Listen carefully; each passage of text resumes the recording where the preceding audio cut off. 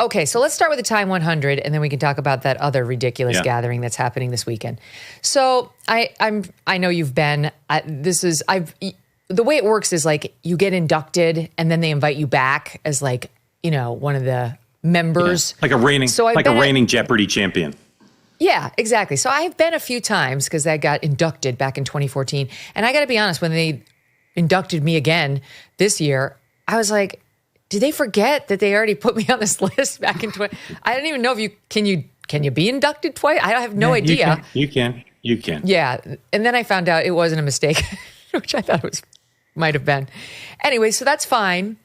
But I had to tell you, Mark, I really did wrestle with, the people at Time were absolutely lovely. I should say that up front. They were really nice up and down the line, and did not sense one iota of hostility toward me, given my political views. They did nothing other than make me feel welcome and were super kind, and I appreciate that. But the nature of the gathering is just off-putting to me. Whereas when I first went in 2014, I was a little bit more starry-eyed. It was very cool. It felt like something to me. It felt like, wow, I've accomplished something, which, I hadn't. I had launched my primetime show. That was good. But again, even then, I wasn't one of the most influential people.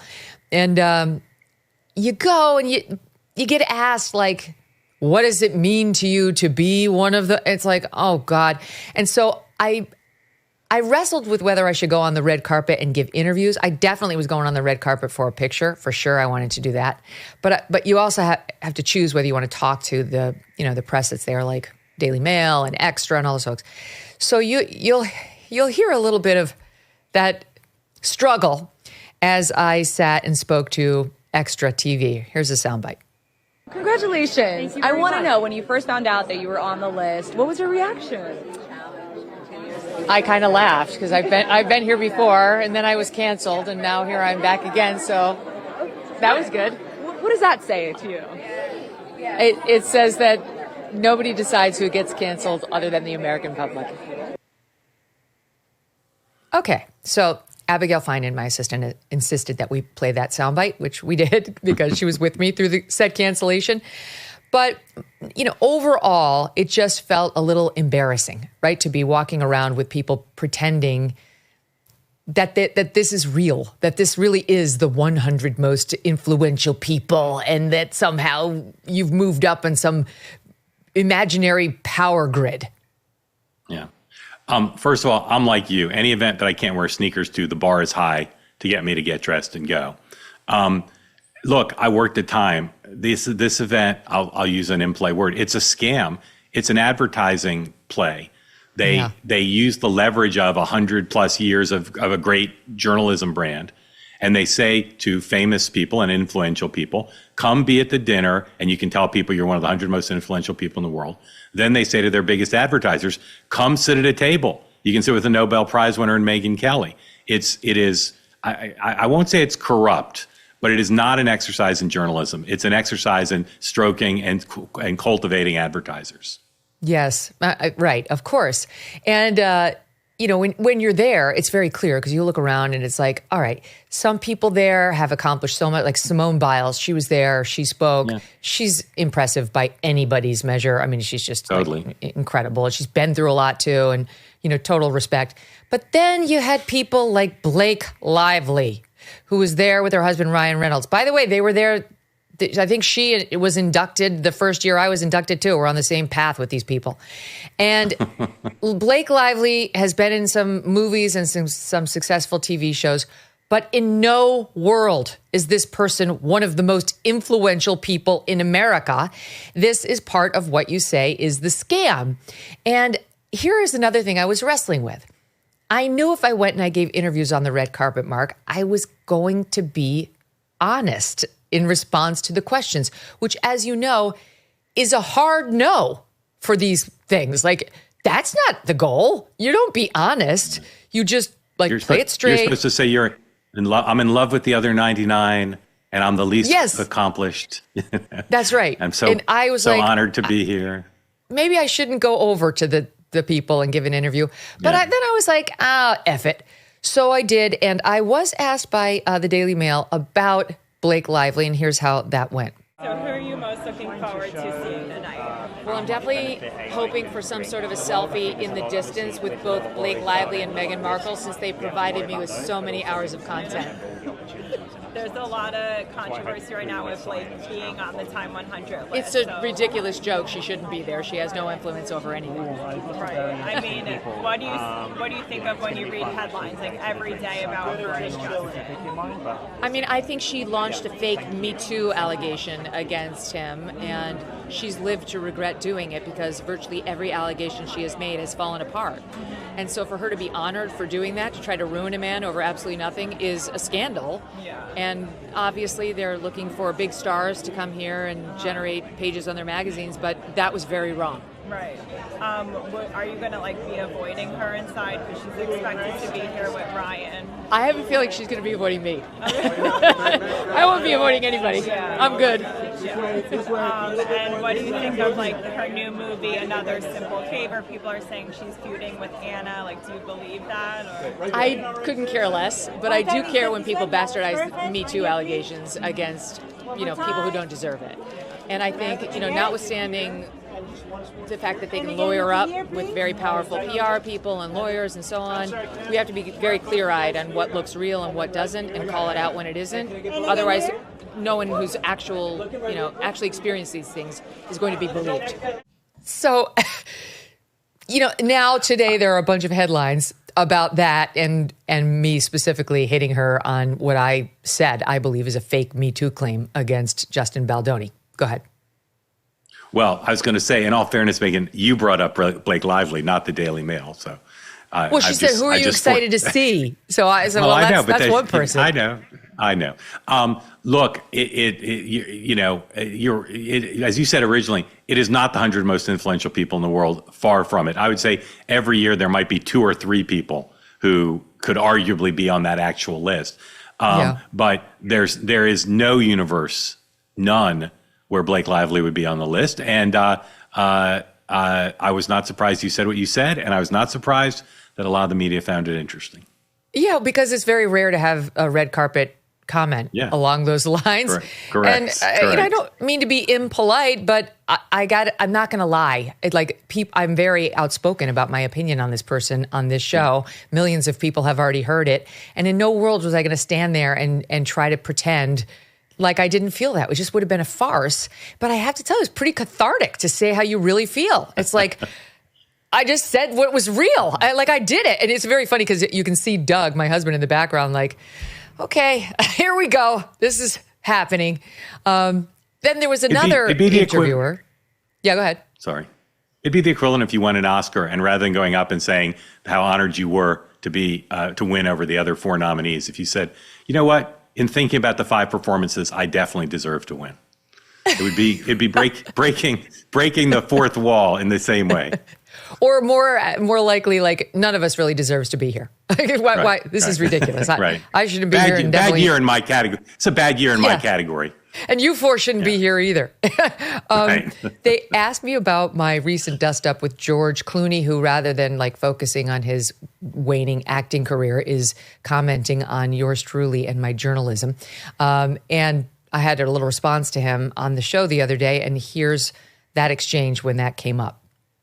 You don't, on your show, also shy away from controversy. I saw that you addressed George Clooney's comments. Why did you feel the need to respond? Oh, because it's too delicious not to. Honestly, George Clooney trying to advise me on how to practice journalism. Take care, honey. Okay. You know what? He should call me up. I would love to talk to him about it. He's obviously got thoughts on me. So let's do that. That'll be fun. So, Mark, it was basically a night of antagonism. Yeah, and I mean, taking on Blake Lively is one thing. Clooney is like taking on royalty. So again, you're one of the few people with the courage and the reality to say what you said. And I hope people. I mean, obviously, people think it's interesting because you did it, but I hope people focus on at least somewhat on the substance of what you said, because he has gotten a free ride for the arc of what he did. Yeah, I mean, beta royalty. That's the truth. Beta royalty at best, like Maureen says about Meghan Markle, beta royal or Harry. Meghan Markle was not there. She actually only wound up participating in the summit leading up to the big event, which I was invited to, but declined to go. Had I known we might have crossed paths, I might have reconsidered it, but it's probably best for all that we did not. I mean, the last thing I'd want, to be honest with you, is for her to like come over and give me a hug, and then I'd feel bad about being honest about how, ridiculous she is. Right. So I think I might have dodged a bullet there. On the subject of Blake Lively, before we leave the Time 100, she was there, and I did manage to get my selfie, which you heard me reference there, with Doug and yours truly in the foreground. And she's in the back. You can see her right there. She's right behind me, and you can see the side view. She's having a chat with somebody. She's an absolutely beautiful woman. She was with Ryan Reynolds. He was there. He was very nice to everybody around him. But the truth is, and I've said many times, I don't think what she's doing to Justin Baldoni is in any way fair, gracious, nice, or just. And so I couldn't help looking at her the whole night like some sort of twisted mean girl. Like there's something wrong with this person, because all the allegations that she's launched against him have fallen apart. Virtually every single one of them. Now, there's still going to be a trial. She'll have her day in court and all that, supposedly. But to me, there's something wrong with her to say the things she said when it's all being disproved, like on camera, where there's actual evidence. So she had the opportunity to go up before the audience and give a speech. They pick one or two, like I mentioned. Simone Biles was one. Blake Lively is another. She decided to make the whole thing about her mother's rape. Here's a bit. What does influence mean? How we use that matters. I have so much to say about the last 2 years of my life, but tonight is not the forum. What I will speak to separately is the feeling of being a woman who has a voice today. Before I say more, I want to warn that I will speak about tonight covers trauma, so please feel free to step away if you need. My life was influenced most by my mother. Sitting here tonight, she wanted me to share with you that she is a survivor of the worst crime someone can commit against a woman. My mom never got justice from her work acquaintance who attempted to take her life. She has always credited her beating heart today with the story she heard from another woman in a similar circumstance. The woman painfully and graphically shared how she escaped. And because of hearing that woman speak to her experience instead of shutting down in fear and unfair shame, my mom is alive today. We don't let our daughters know, but one day we break their hearts by letting them in on the secret that we kept from them as they pranced around in princess dresses. That they are not, and will likely never be safe. At work, at home, in a parking lot, in a medical office, online, in any space they inhabit. Physically, emotionally, professionally.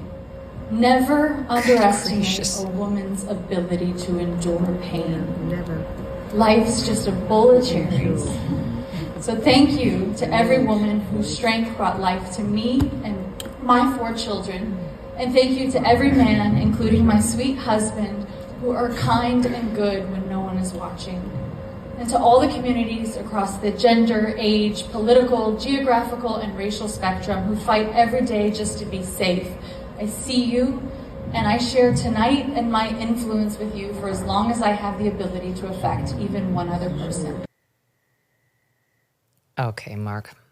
Now, why she would make her whole speech about her mother's trauma from more than 45 years ago, I don't know. But that was the darkest view of womanhood in America that I think I've ever heard from a public figure at an awards ceremony like this. She goes on, you heard it there.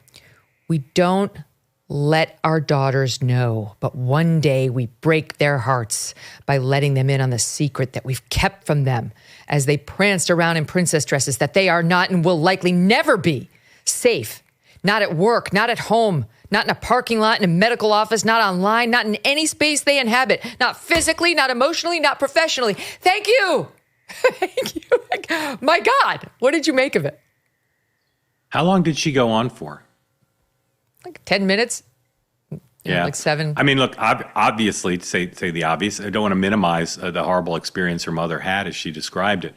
But tonally, as you said, for the occasion, probably a little bit off key. But also, I agree with your view of it, which is don't ever minimize violence against anyone, including women.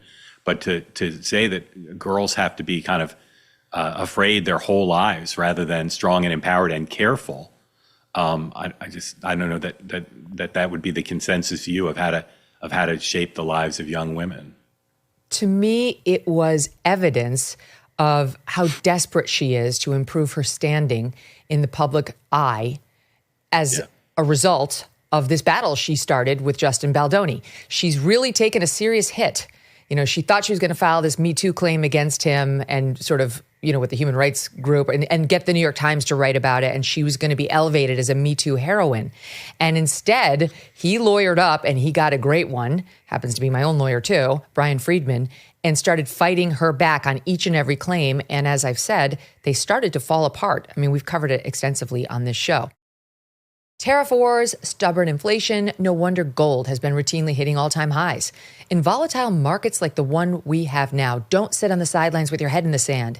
You can take control and safeguard your savings. This is why so many Americans today are turning to Birch Gold Group. They have helped tens of thousands convert an existing IRA or 401k into an IRA in physical gold. Is it time for you to hedge against economic instability with gold? To learn how to own physical gold in a tax-sheltered account, text MK to 989898. Birch Gold will send you a free, no-obligation info kit. Again, text MK to the number 989898. With an A-plus rating with the Better Business Bureau and countless 5-star reviews, Birch Gold has helped many protect their savings with gold. It took decades to get into the tangled mess that they're trying to unpack now in D.C. How long will it take to get out of it, and what cost? Text MK to 989898 today. Thanks so much for watching. If you like what you just saw, hit the subscribe button for more clips and full episodes.